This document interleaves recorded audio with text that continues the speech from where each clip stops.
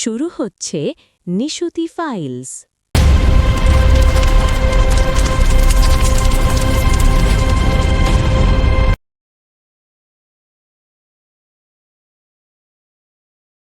আমি গায়েস।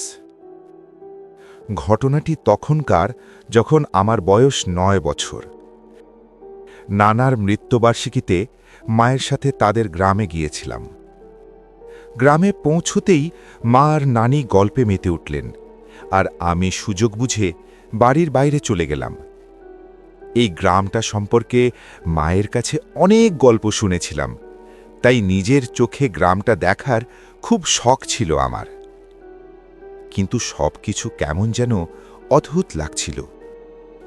বহু দূর পর্যন্ত একজন মানুষেরও দেখা নেই। মনে হচ্ছিল যেন এই গ্রামে শুধু আমাদের পরিবারটাই থাকে। কায়েস, হ্যাঁ, আরে রানু খালা, তুমি কোথায় ছিলে? কাজে গিয়েছিলাম, মাত্র ফিরলাম। তুমি বাইরে কি করছো? চলো ভেতরে চলো। হ্যাঁ, আমি ওই গ্রামটা দেখছিলাম। সকালে দেখে নিও, এখন ভেতরে চলো। প্লিজ খালা, আমাকে পুরো গ্রামটা দেখতে হবে। এই গ্রামে দেখার মতো কিছু নেই। খালা, কিছু তো থাকবেই, তুমি একটু ঘুরিয়ে দেখাও না। আমি বারণ করলাম না, জেদ করো না, ভেতরে চলো।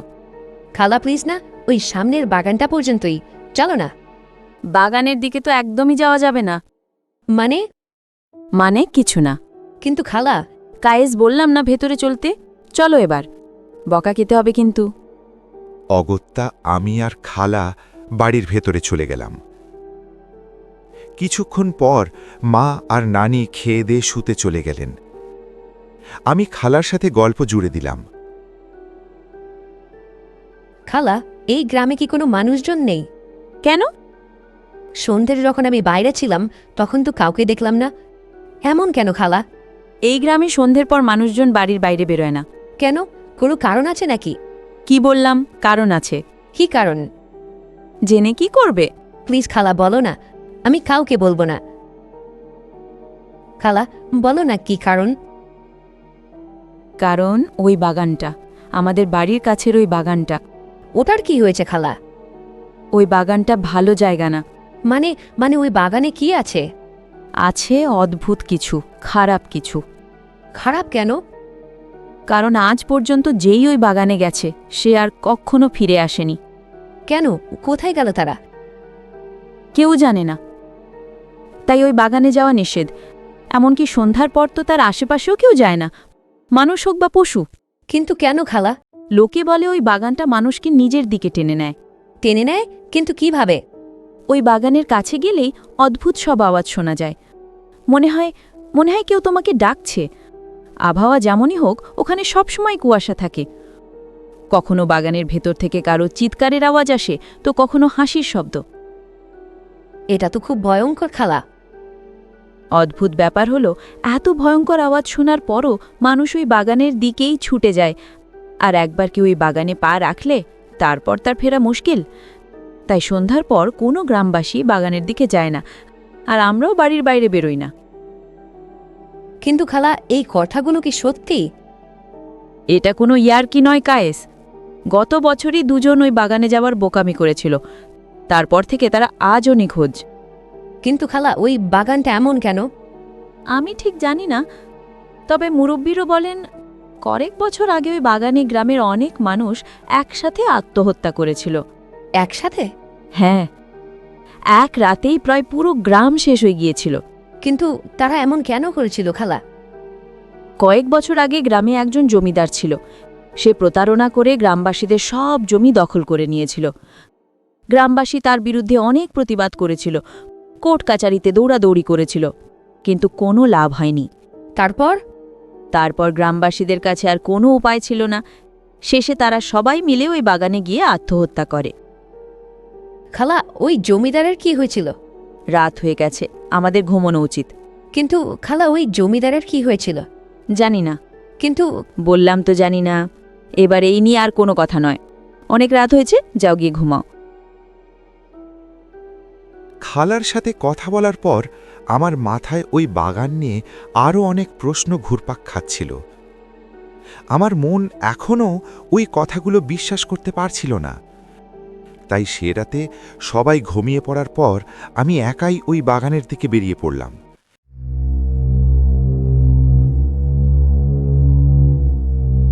সেখানে পৌঁছানোর পর আমি কিছু বাড়ি দেখতে পেলাম, যেগুলো একদম বাগানের সামনেই ছিল। বাড়িগুলো দেখে মনে হচ্ছিল যেন অনেক দিন ধরে বন্ধ পড়ে আছে। দরজায় মাকড়সার জাল জমেছিল, আর প্রায় পুরো বাড়ির দেয়ালে বুনো ঘাস গজিয়েছিল। কিন্তু তারপরও ওই বাড়িগুলোর বাইরে একটা লণ্ঠন ঝুলছিল। এটা দেখে আমার একটু অদ্ভুত লাগল। ভাবলাম, এই বাড়িগুলোতে লণ্ঠন কে জ্বালাবে? এখানে তো কেউ থাকেও না। আমি বাড়িগুলোর দিকে তাকিয়েই ছিলাম।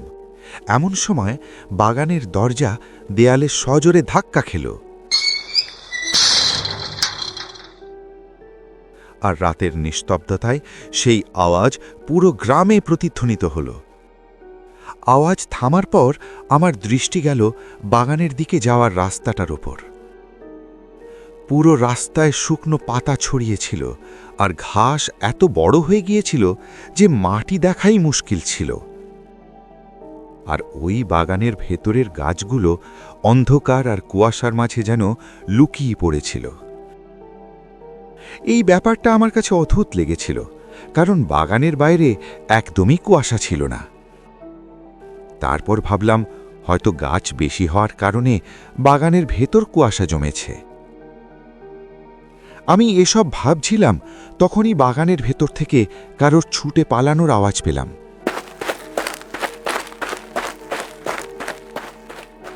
কিন্তু যখন বাগানের দিকে মনোযোগ দিয়ে তাকালাম, তখন কুয়াশা ছাড়া আর কিছুই দেখতে পেলাম না। ব্যাপারটাকে নিজের মনের ভুল ভেবে এড়িয়ে গেলাম, আর বাগানটাকে আরও কাছ থেকে দেখার কথা ভাবতে লাগলাম।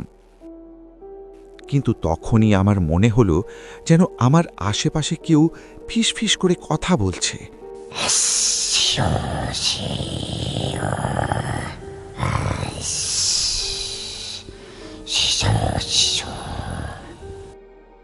আমি একদমই বুঝতে পারছিলাম না আওয়াজগুলো কোথা থেকে আসছে। ধীরে ধীরে আওয়াজগুলো আরও তীব্র হতে লাগলো। এবার আমার একটু ভয় লাগতে শুরু করলো। ভাবলাম বাড়ি ফিরে যাই, কিন্তু তখনই ওই আওয়াজগুলো মানুষের গলার স্বরে বদলে গেল, আর আমার নাম ধরে ডাকতে লাগলো।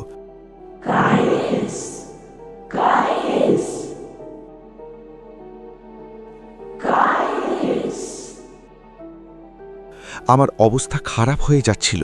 আমি ওখান থেকে পালাতে চাইছিলাম, কিন্তু আমার পা যেন মাটিতে গেঁথে গিয়েছিল, আর ধীরে ধীরে ওই আওয়াজগুলো আরও জোরালো হচ্ছিল। কায়েস, খালা, তুমি এখানে কি করছো? পাগল হয়ে গেছো নাকি? তুমি কি জানো এটা কতটা ভয়ঙ্কর জায়গা? খালা, আমি ওখানে দাঁড়িয়ে দাঁড়িয়ে আমার মুখ কি দেখছো? চলো এখান থেকে। খালা, বললাম না এখান থেকে চলো, তাড়াতাড়ি চলো। যেভাবে খালা আমাকে ওখান থেকে বাড়িতে নিয়ে এলেন, তাতেই আমি বুঝে গিয়েছিলাম যে আমি খুব বড় কোনো ভুল করে ফেলেছি। কিন্তু আমি কিছুতেই বুঝতে পারছিলাম না যে খালা এত ভয় পেয়েছিলেন কেন। পরদিন মার খালার কোনো কাজে বাজারে যাওয়ার ছিল বলে তারা আমাকে নানির কাছে রেখে গেলেন। মা খালা বেরিয়ে যাওয়ার বেশ কিছুক্ষণ পর আমি খাওয়ার জন্য রান্নাঘরে গিয়ে নানির পাশে বসলাম। কিন্তু আমার মাথায় তখনও খালার বলা কথাগুলোই ঘুরছিল। তাই ভাবলাম নানির কাছেই সত্যিটা জানতে চাই। নানি, বাগানে যাওয়া নিষেধ কেন? মানে? বাগানে কেউ যায় না তো। কে বলেছে? খালা বলছিল। এগুলো সব ফালতু কথা, বুঝলি? এই কথাগুলোতে কান দিস না। না নানি, খালা বলছিল ওখানে নাকি মানুষজন আত্মহত্যা করেছিল কোনো এক জমিদারের কারণে। আরে কিসের জমিদারের কারণে? ওরা কি কোনো কাজবাজ করতো নাকি? খাবার মতো কিছু জুটতো না, তাই অনাহারে মারা গেছে। এতে জমিদারের কি দোষ? ও, আর জমিদার? জমিদারের কি? জমিদারের কি হয়েছিল? কি মানে কি হয়েছিল? কিছুই হয়নি। কি হবে? মানে সে কোথায় আছে এখন? কোথায় আর থাকবে? এখানেই আছে, এই গ্রামেই। কিন্তু আরে তুই ছাড়, তুই এসব বুঝবি না। কি বুঝবো না? বলো না নানি, কোথায় সেই জমিদার? আরে কি করবি জেনে? তুই তো আর তাকে দেখতে পাবি না। হ্যাঁ, কেন কেন দেখতে পাবো না? এমনি। আরে এই তো বসে আছে, তোর পাশেই তো, তোকেই দেখছে। হ্যাঁ, আমার পাশে? নানি, কি বলছো এসব? ওহো, আমি আগেই বলেছিলাম না তুই তাকে দেখতে পাবি না।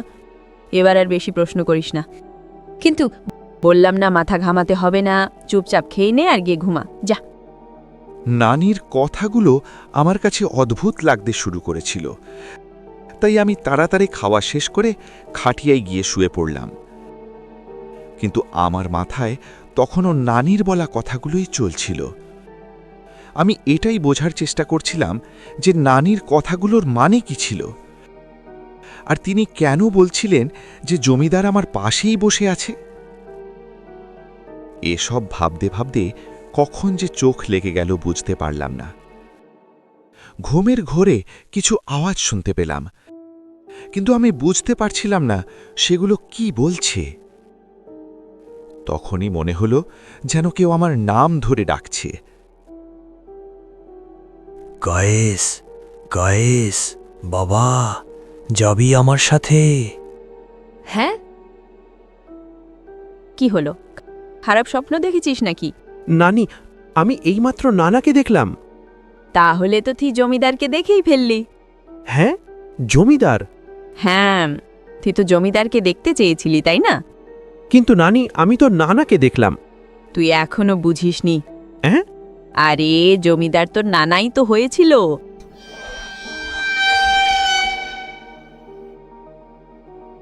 আমি জানি না ওই জমিদারের গল্পের আসল সত্যটা কি ছিল, কিন্তু সেই রাতের পর আমি অন্তত এটুকু বুঝে গিয়েছিলাম যে ওই গ্রামটা সত্যিই ভুতুড়ে ছিল, আর তার সাথে আমার নানা নানির কোনো না কোনো সম্পর্ক তো অবশ্যই ছিল।